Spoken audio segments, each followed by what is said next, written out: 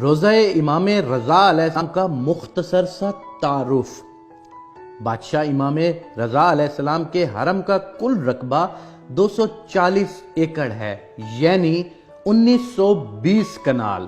حرم پاک کا ایک چکر 4 کلومیٹر کا پیدل سفر بنتا ہے۔ سڑک جہاں سے ختم ہوتی ہے وہاں سے حرم پاک میں داخل ہوں تو دنیا کا سب سے قیمتی پتھر لگا ہوا ہے۔ وہ گرینائٹ لگا ہوا ہے جو گرمیوں میں ٹھنڈا رہتا ہے اور سردیوں میں گرم ہوتا ہے۔ صحن کے باہر جو ابتدائی دروازے ہیں وہ اتنے قیمتی لکڑی کے ہیں جو دنیا کے کسی بھی بندے کو دستیاب نہیں ہیں۔ پھر جب صحن ختم ہوتا ہے تو آگے شروع ہو جاتا ہے حرم۔ حرم پاک کے جتنے دروازے ہیں وہ سب کے سب سونے کے دروازے ہیں۔ ایک دروازے میں گلوب کی طرح لٹکا ہوا ایک فیروزہ ہے۔ اس فیروزے کے بارے میں حرم کی کتاب میں لکھا ہوا ہے کہ پورا ایران برباد ہو جائے اس پتھر کی قیمت سے دوبارہ آباد ہو سکتا ہے۔ بادشاہ رضا علیہ السلام کے مہمانوں کے لیے جو سبیلے ہیں وہ سونے کی ہیں اور جو پینے والے برتن ہیں وہ چاندی کے ہیں۔ جو ہی صحن ختم ہوتے ہیں آگے جوتے اتارنے کی جگہ ہے۔ جدھر زوار اپنی جوتیاں اتارتے ہیں وہاں پر میرے بادشاہ کے 8000 نوکر کھڑے ہیں۔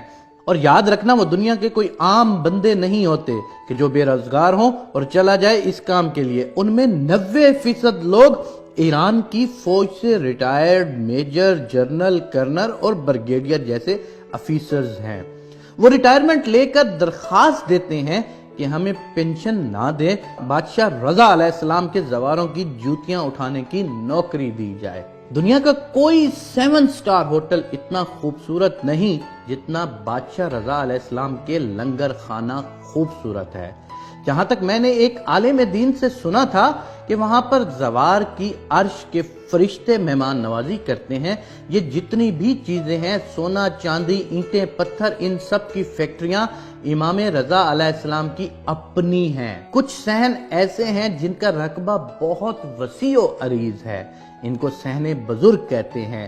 اذہان میں جو بزرگ، ضعیف یا معذور زوار مہمان آتے ہیں ان کے لیے صحن میں امام رضا علیہ السلام کی گاڑیاں کھڑی ہوتی ہیں، اس لیے کہ میرا زوار چل نہیں سکتا، اسے سواری پر لے کر آؤ۔ 3 منزلوں پر محیط ہے میرے بادشاہ رضا کی زری مبارک۔ ان تینوں منزلوں کی زیارت کی جاتی ہے۔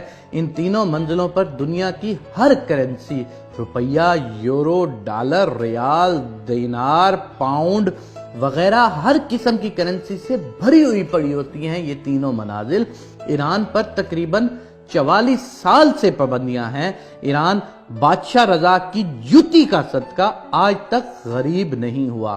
مملکت ایران مقروض ہے۔ اس 8ویں امام کی لاکھوں کی تعداد میں مولا کی فیکٹریوں میں ایرانی لوگ ملازمت کرتے ہیں۔ کروڑوں گھر امام رضا کے سہارے سے پلتے ہیں۔ 4 کلومیٹر میں پارکنگ ہے جہاں پر صرف وہاں پر کام کرنے والے نوکروں کی گاڑیاں کھڑی ہوتی ہیں۔